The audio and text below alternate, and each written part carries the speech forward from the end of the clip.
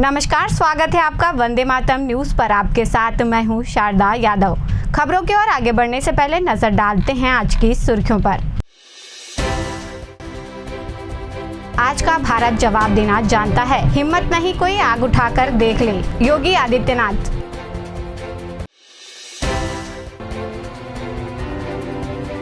नदी में बहा युवक, बरामद हुआ शव।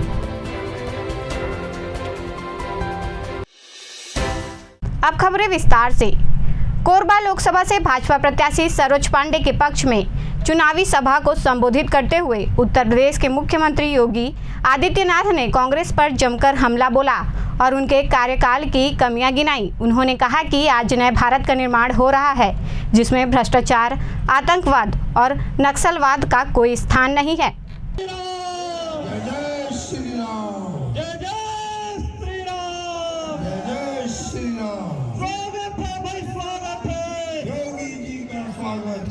एक बार जोर से तालियों की गड़गड़ाहट के साथ जय श्री राम का घोष करके स्वागत करें। स्वागत है भाई, स्वागत है योगी जी का, स्वागत है, स्वागत है भाई, स्वागत है।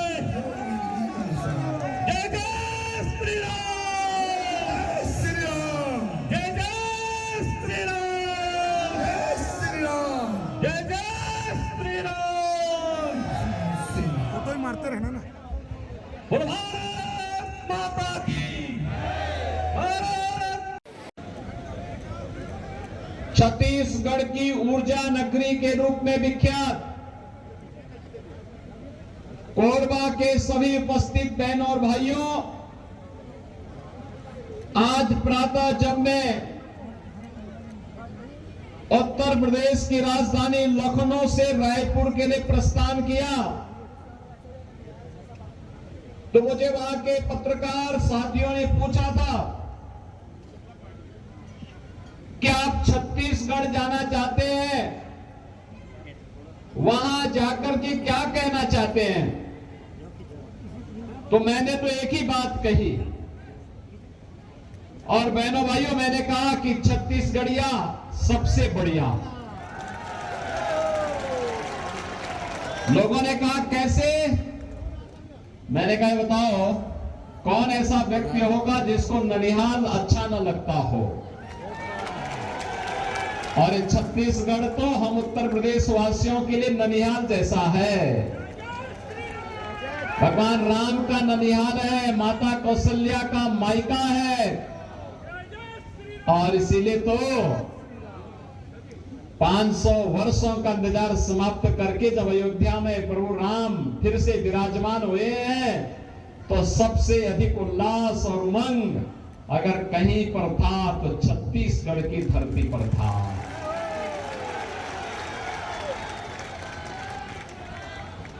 बहनों और भाइयों, ये छत्तीसगढ़ की धरती है।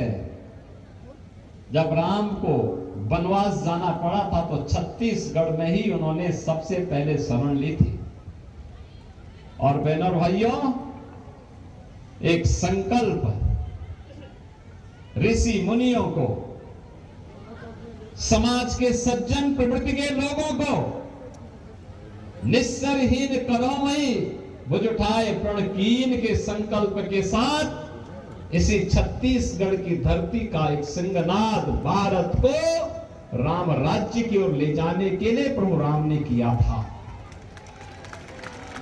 और इसलिए भाइयों बहनों, आज जब हम लोग यहां पर आए, तीसरे चरण में आपको चुनाव करना है। आपको देखना होगा, पिछले 10 वर्ष में आपने मोदी जी के नेतृत्व में बदलते हुए भारत को देखा है। एक ऐसा भारत जिसका दुनिया के अंदर सम्मान बढ़ा है, एक ऐसा भारत जिसकी सीमाएं आज सुरक्षित हैं, एक ऐसा भारत जो आतंकवाद के सामने, नक्सलवाद के सामने घुटने नहीं टेकता है, बल्कि उसका मुंह तोड़ जवाब देकर के उसको निस्तनाबूद करने की मादा रखता है। एक ऐसा भारत जो अपने नागरिकों को सुरक्षा भी देता है तो संरक्षण भी देता है, विकास के बड़े बड़े कार्य लेके आता है, highway, railway, expressway, IIT, IIM, AIIMS, one district one medical college, हर घर नल की योजना, ये भारतीय जनता पार्टी की पहचान बन रही है। भारतीय जनता पार्टी सरकारों की पहचान बन रही है। और गरीब कल्याणकारी योजनाओं की तो कोई सानी नहीं। याद करिए 2014 के पहले सरोज जी भी सांसद थी और लगातार छत्तीसगढ़ की आवाज संसद में उठाती थी कि छत्तीसगढ़ में नहीं विकास चाहिए। भूख से लोग देश के अंदर मरते थे कांग्रेस की सरकार के समय। किसान आत्महत्या करता था, नौजवान पलायन करता था, बेटी और व्यापारी असुरक्षित थी और देश के अंदर आतंकवादी कहीं भी घुसपैठ करके बम विस्फोट कर देते थे। आज तो क्या स्थिति मोदी जी ने बनाई, कहीं पटाखा भी जोर से फटेगा तो पाकिस्तान पहले सफाई देता कि हमारा हाथ नहीं है,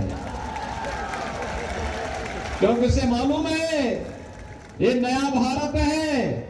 अगर कहीं गलती से भी पाकिस्तान का हाथ सामने आया तो भारत की बहादुर सेना पाकिस्तान के अंदर घुस करके मारेगी और पाकिस्तान को फिर जवाब देते हुए नहीं बनेगा।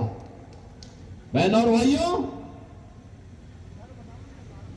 देश के अंदर एक समय था, कांग्रेस के समय जनता भूखों मरती थी और इधर मोदी जी के समय में और भाजपा की सरकार के समय तो छत्तीसगढ़ में फ्री में चावल, और मोदी जी पिछले 4 वर्ष से 80 करोड़ लोगों को फ्री में राशन की सुविधा का लाभ दे रहे हैं। पूरे देश के अंदर फ्री में राशन की सुविधा।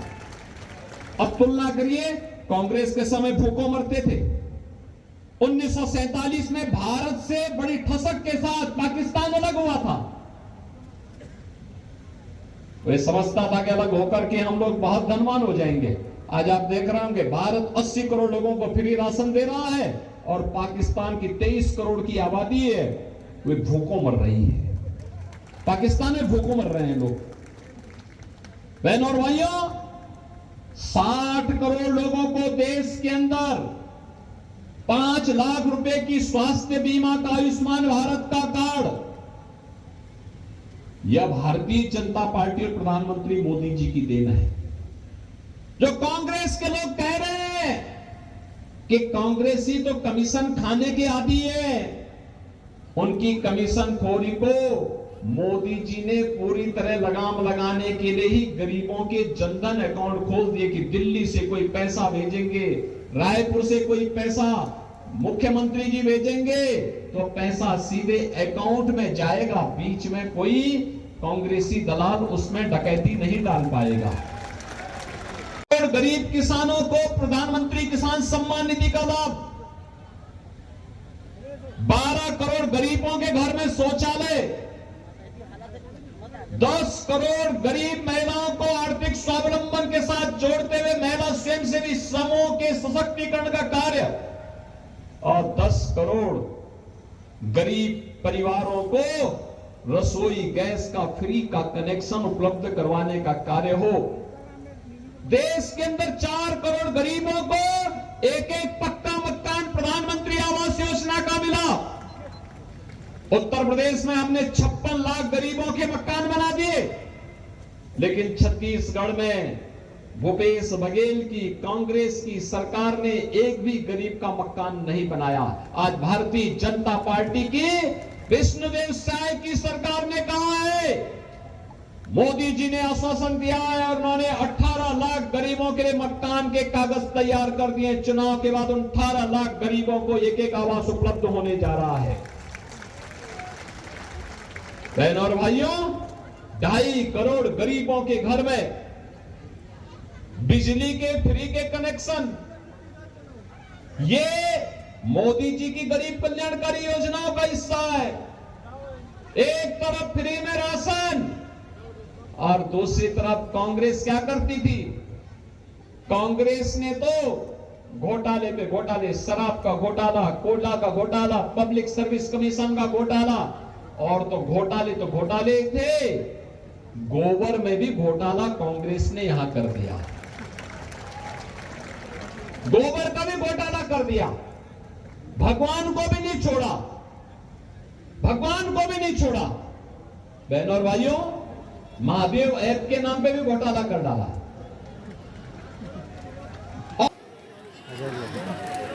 और इनकी मति कैसे मारी गई थी, इनका दोहरा चरित्र तो देखो। आप मुझे बताओ, जब राम मंदिर का आंदोलन चल रहा था, हम कहते थे रामलला हम आएंगे, मंदिर वहीं बनाएंगे, और कांग्रेस के लोग उस समय सुप्रीम कोर्ट में क्या एफिडेविट दे रहे थे, कह रहे थे राम हुए ही नहीं।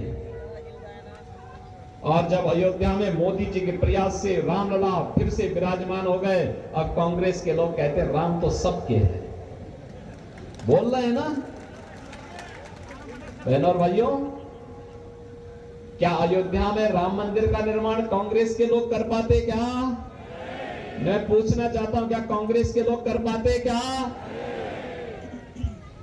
क्या ये सुरक्षा का माहौल जो देश के अंदर बना है, क्या ये कांग्रेस के लोग कर पाते क्या? क्या गरीबों को राशन की सुविधा का लाभ कांग्रेस के लोग दे पाते क्या?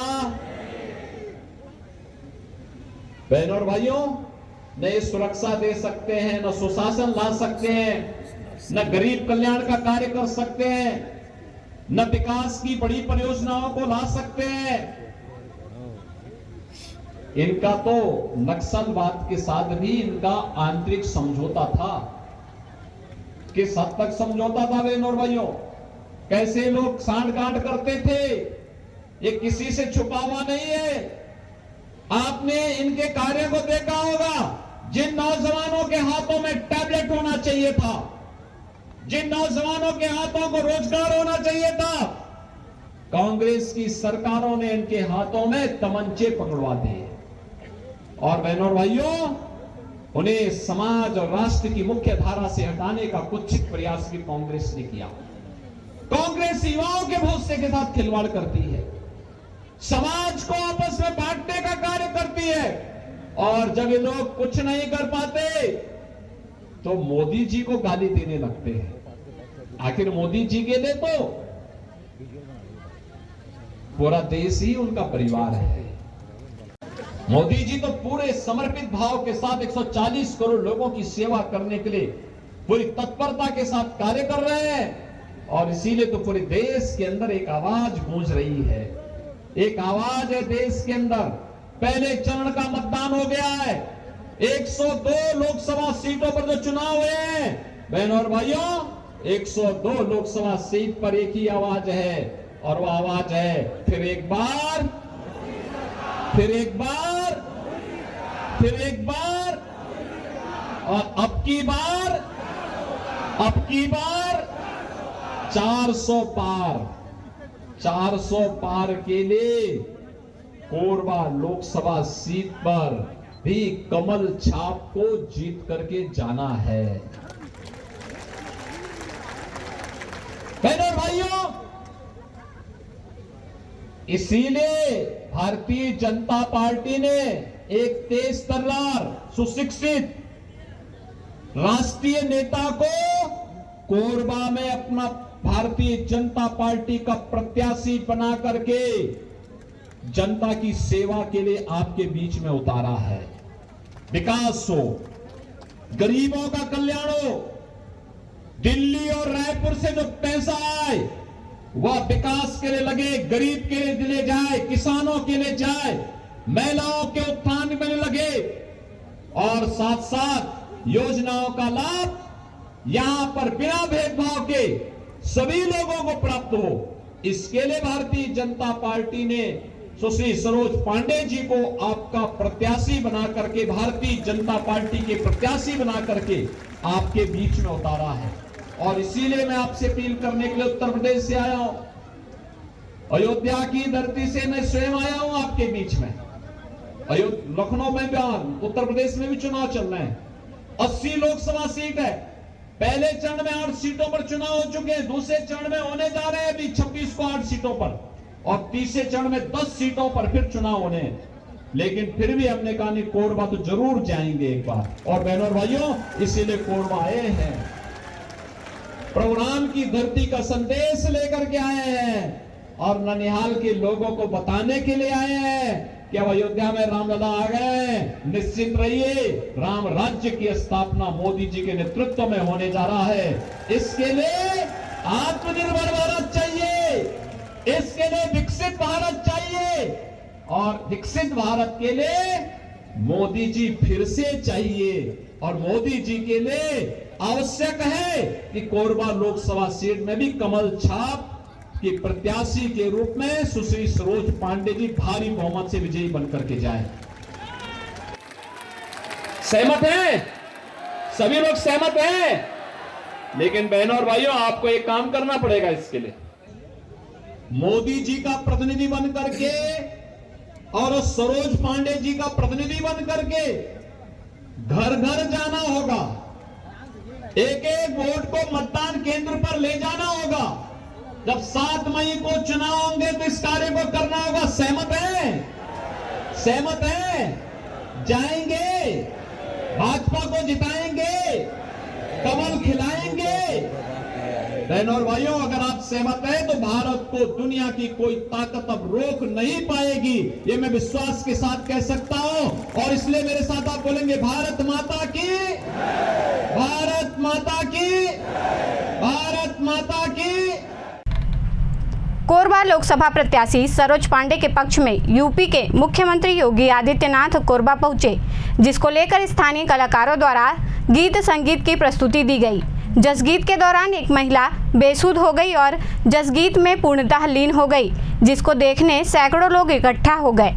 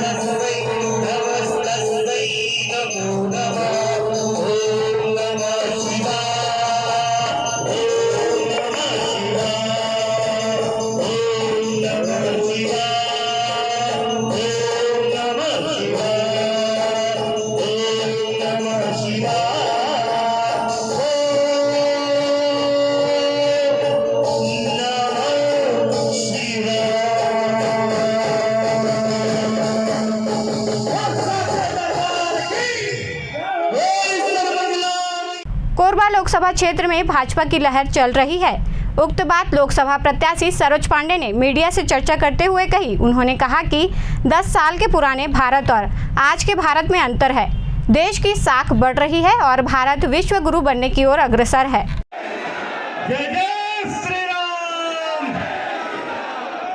निश्चित ही आज की इस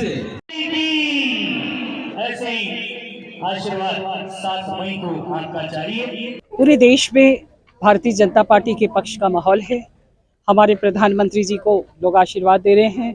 कोरबा लोकसभा क्षेत्र में भी भाजपा के लहर चल रही है और आज उत्तर प्रदेश के मुख्यमंत्री जी के आने के बाद निश्चित तौर पर कार्यकर्ताओं में उत्साह है और ये कार्यकर्ताओं का उत्साह हमारे क्षेत्र में लहर के तौर पर तब्दील होगा। जी, उन्होंने आवाज़ देने की बात कही है, पाकिस्तान का भी जिक्र किया है, क्या मायने इन सब बातों पे, किस तरह से इनको जनता लेगी? विषय की स्पष्टता है कि पहले के 10 साल पहले के भारत में और 10 साल के भारत में बहुत अंतर आया है। पहले का भारत जिसको लोग दबा लेते थे, लेकिन आज का भारत जिसके सामने सभी लोग झुकते हैं। हमारे प्रधानमंत्री जी के सामने बड़े बड़े राष्ट्राध्यक्ष उनसे सलाह मशविरा करते हैं। आज हम विश्व गुरु बनने की ओर हैं, तो 10 वर्षों के प्रधानमंत्री जी के रीति नीति और कार्यों के कारण है। मैडम, उन्होंने पाकिस्तान का भी जिक्र किया और आपके बारे में भी कहा कि आप संसद में आवाज़ उठाती रही थी। उनके साथ आपके कोई अनुभव होंगे, किस तरह से? हम लोकसभा में साथ रहे हैं। 2009 में मैं लोकसभा की सांसद थी। उस समय योगी जी भी लोकसभा के सांसद थे और हम संसद में साथ रहे हैं और संसद में हम विषयों को जब उठाते थे बहुत समर्थन भी करते रहे हैं। तब और अब के उनके व्यक्तित्व में आप किस तरह का परिवर्तन देखते हैं? वैसा ही व्यक्तित्व है, सेम 2009 का और आज का। 24वें तीर्थंकर भगवान महावीर की जयंती रविवार को जैन समाज द्वारा धूमधाम से बनाई गई। जैन मिलन समिति कोरबा के तत्वाधान में पुराना बस स्टैंड जैन भवन से बुधवारी स्थित जैन मंदिर तक बैंड बाजे के साथ भव्य शोभा यात्रा निकाली गई। इसमें जैन समाज के लोग बड़ी संख्या में शामिल हुए। समिति के सचिव नेमी चंद्र जैन ने भगवान महावीर की जीवन चरित्र पर प्रकाश डाला।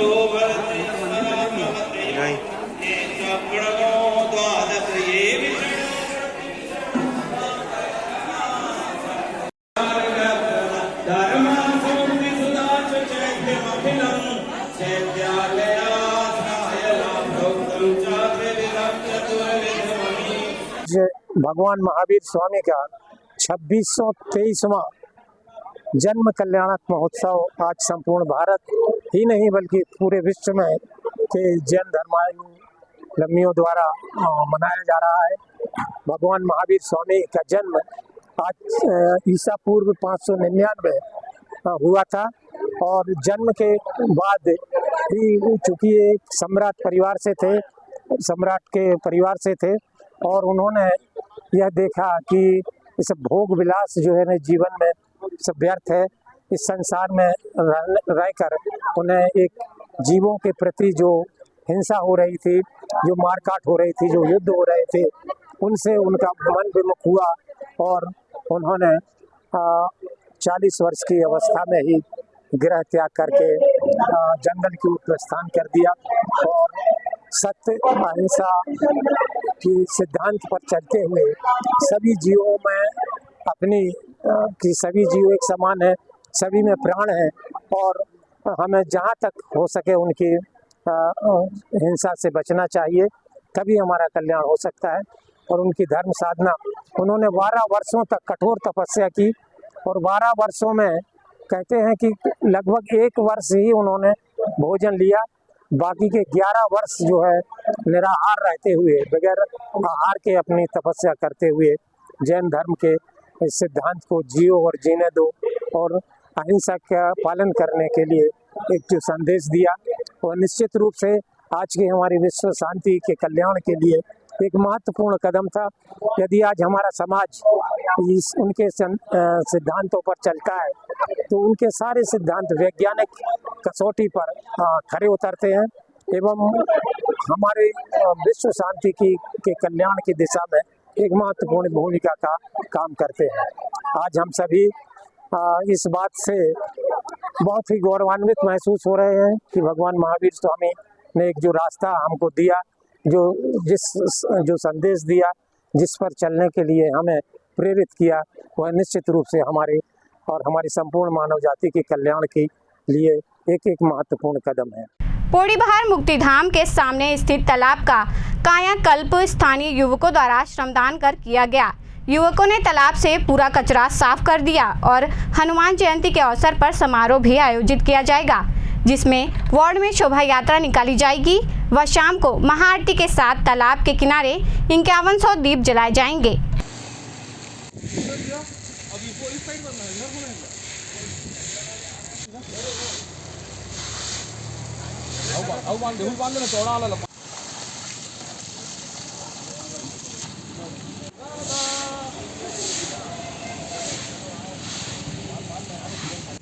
भैया बहुत टाइम तक ये हमारे यहाँ मुक्तिधाम के सामने ये तालाब थी और आज इसमें हम लोग जो उपयोग कर रहे थे इसका, ये बिल्कुल ही इस तरह का था कि हम लोग इसको अगर उपयोग करने का सोचते थे तो वो हम लोग उपयोग नहीं कर पाते थे। चाहे वो धार्मिक अनुष्ठान हो, चाहे मृत्यु उपरांत जो कार्यक्रम होते हैं उन कार्यक्रम को भी हम यहाँ नहीं कर पाते थे।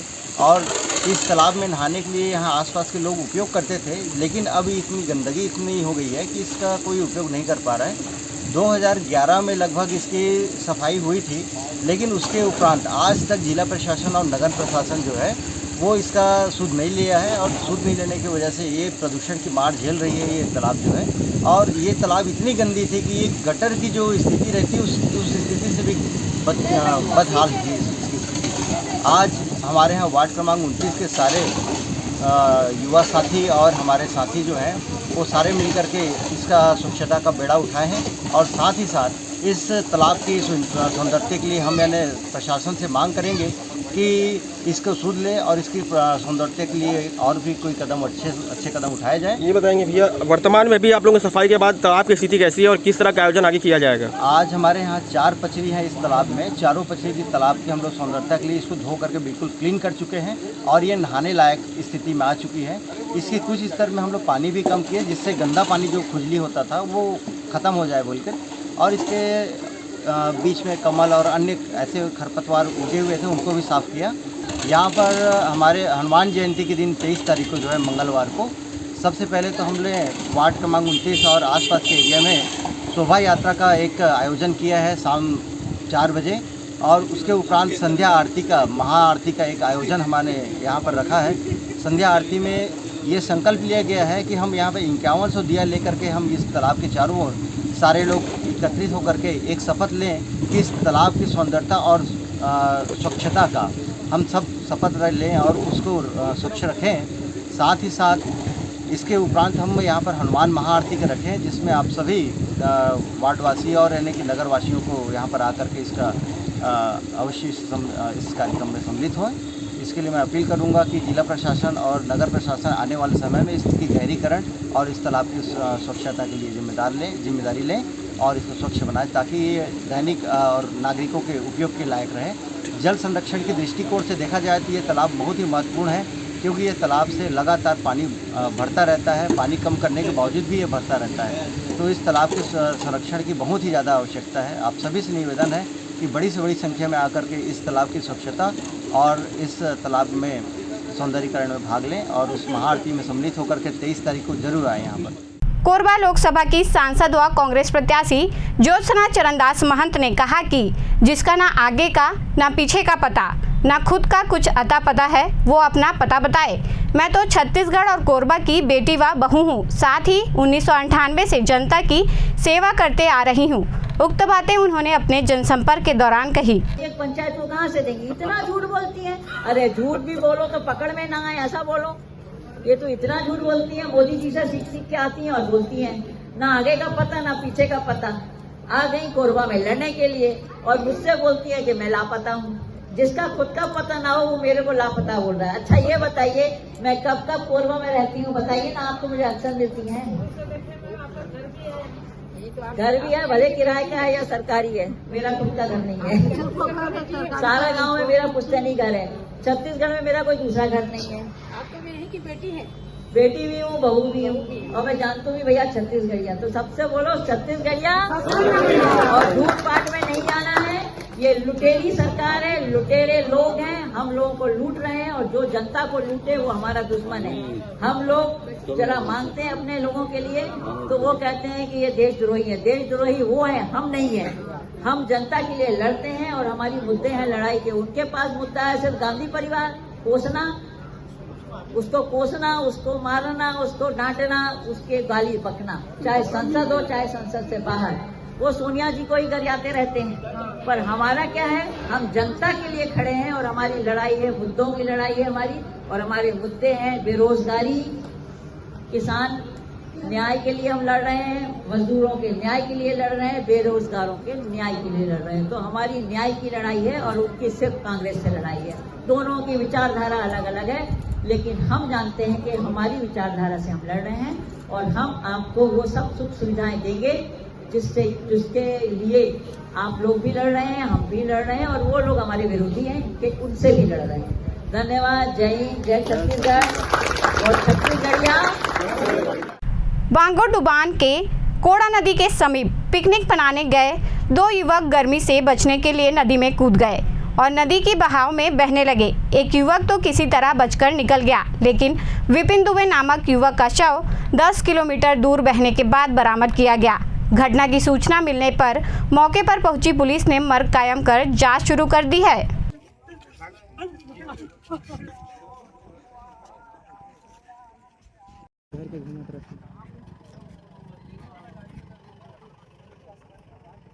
खबरों का सिलसिला यूं ही जारी रहेगा। देखते रहिए वंदे मातरम न्यूज। मिलते हैं अगले बुलेटिन में, तब तक के लिए नमस्कार।